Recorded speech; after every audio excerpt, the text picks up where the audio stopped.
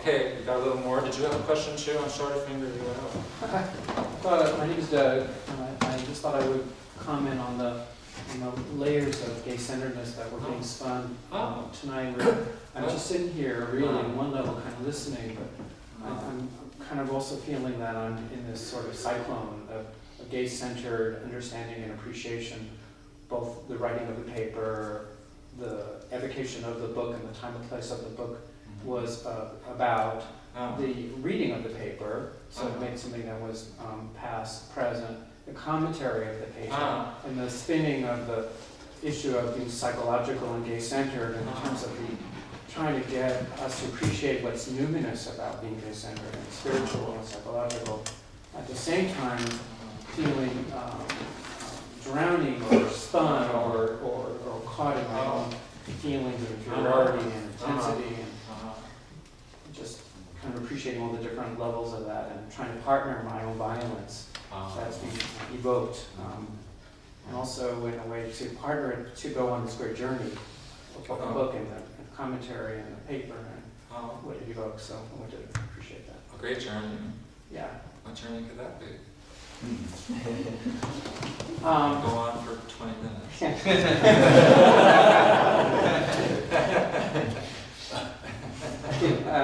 I feel caught in some toxic shame, but I think just trying to partner how devastated my inner kid feels, and trying to regulate that experience while also being very turned on at the same time, and I think having a good enough experience of that is I appreciate that.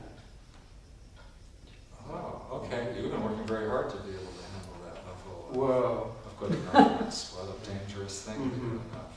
How scary when one feels so raw and possibility to good enough. This seems very paradoxically very threatening. One most longed for and yet most seemingly dreadful. What a terrible quandary, yeah. Let's even get deeper there. Thanks for sharing that. Wow, yeah. Well, to think that this is still such a relevant struggle after all this time sure does bring it home in a very pertinent way in terms of what any and all of us might be trying to do, each in terms of our own selves, much less in some associative way, like what we're trying to do by just being for a little while sharing about this. This doesn't occur in just the simple level, much less the whole tradition represented by this paper that I read to you. Believe it or not, there's folks gradually more and more interested in these most difficult topics, to the point where, as Roger mentioned, we can have this institute dedicated to kind of gay psychological realization more and more so, and even get into advanced training and stuff like that, against all the odds of us as individuals as well as the odds of the whole group knowing you. And if we continue to effort, no easy thing, I predict we can continue to do this sort of activity, perhaps gradually engender even more interesting possibilities, both in terms of all the particulars, here in terms of what we might be able to do even in our little club space. We're not exactly out of time here, but we're almost. I don't know, was there a reaction? Did you have a reaction? Question. Okay. There was something Ben's are up to. Could you repeat something or clarify something for me? Your name, please. My name's Clint, sorry. I think during the commentary you said something about if a person seeks or searches, eventually that path will lead them to homosexuality. The truth and wisdom. The search for truth and wisdom. It's an idea, it's not just truth. People just go for truth. It's a combination of truth and wisdom. It's a kind of, associated with a kind of philosophical sensibility. To pursue truth and wisdom is to live the good life. What's the purpose of living? The purpose of living is to live a good life. What does good mean? Does good mean getting your needs met? Does it mean you just get as much as you need to eat and you get to shit comfortably and no one kills you? What's a good life? So it came up as a question early on amongst people who think about such things. What would it be to have a life based on a purpose other than just eating and shitting and living and dying and breeding and not breeding like the other animals? That's been something that some folks have considered, okay, from the beginning of the human species, I'm suggesting, okay? And those folks who would tend to consider that are also the folks who tend to be sexually queer. They go together. There are different ways to describe how it is that those forces tend to go together. Those who are homosexual are not interested in running around chasing the other half of the herd, as one half of the herd is constantly busy. I'm speaking of human beings here, but still live more so in the world of animals than we live in the world of humans. Okay? There are a few percent of folks who are different in various ways, but among that differences, I'm talking about the same-sex love difference, because it involves genital interest.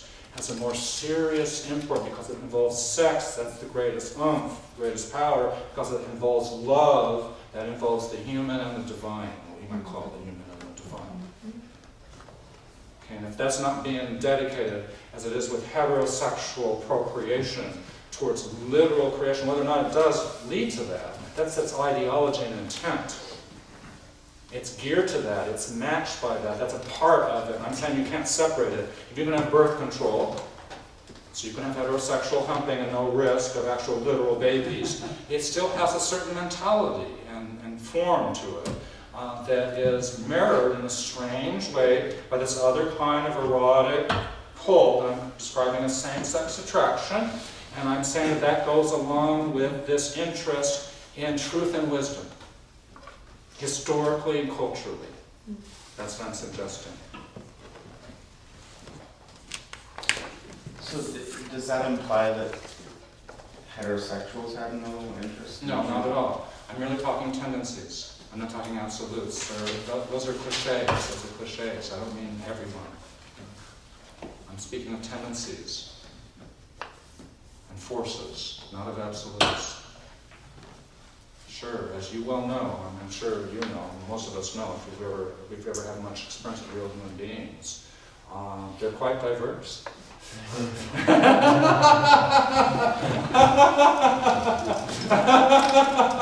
And even though there are those of us that we might call pretty pure or pristine homosexually oriented types, there's a small minority, and that doesn't mean the vast majority is only the narrow beaten path. Not at all. It just looks that way. There's a lot of, I don't know, variety, sexual variety, I mean, and possible tastes and possible interests. There's a lot of things that could be going on amongst humanity in general, in addition to this more pure kind of path. But to some extent or other, it becomes a matter of the draw of that love feeling and the importance the individual experiencer attaches to that in relation to these questions I'm naming. And eventually there are social forms of reinforcement and displeasure with individual choices when we get into the system of power, social power. And the systems of unjust power is not a social system that's not unjust in my opinion. They are by their nature. And if humanity survives this crisis, ecological crisis, which I doubt, okay, the one that's now building on the planet, if humanity survives, they will, among other things, figure this aspect of the difficulty out, meaning humans are psychological. Humans are existing in their psyche, and thus when they become self-aware enough, then the problem of groupism, that is the group that scapegoats, that backs leaders who make wars and all that bullshit, that won't be possible anymore. Because individuals won't be able to give over their allegiance like that anymore. Okay? So what I'm posing as a serious possibility is when humanity gets to that point, it will no longer be a heterosexual species. I'm not saying everyone with pure gay, okay? And again, I'm not speaking in cliches. Are two dimensions here, stereotypes.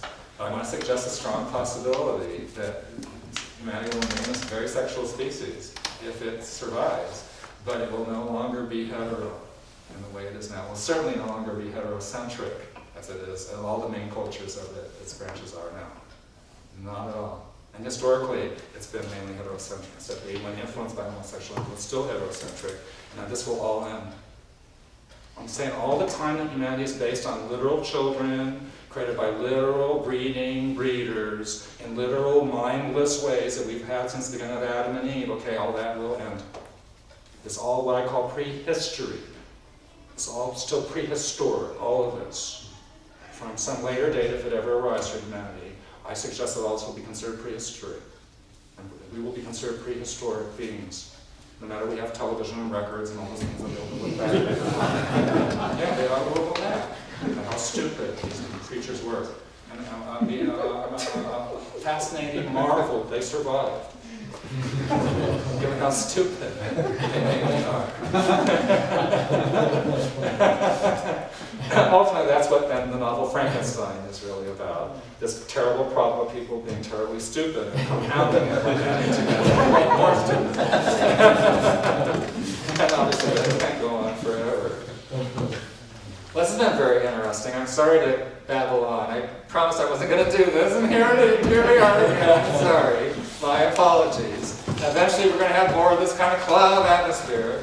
I did want to mention to you, thank you very much for your interest in tonight's evening. I'm going to turn it over to Roger real quick. I did want to mention to you again, Roger will mention it.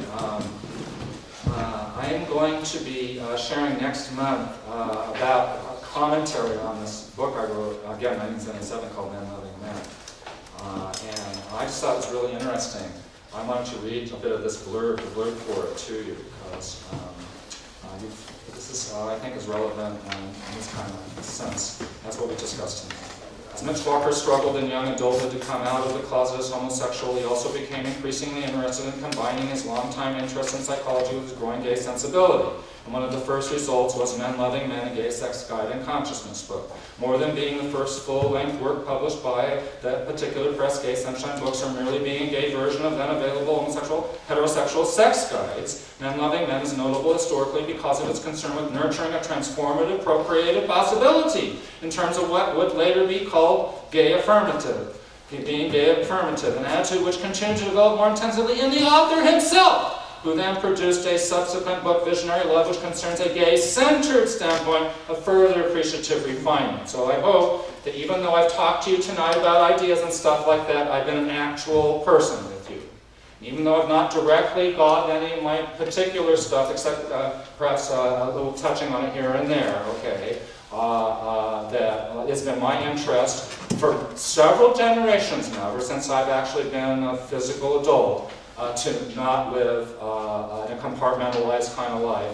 I hope perhaps a little bit of that got conveyed. I certainly did not write the paper with a wish to be this egghead sitting up in my brain, thinking these thoughts and writing these things down as if I was not this flesh and blood creature, dealing with those very issues that I was writing about and very aware of that, and trying to be more and more real person about it.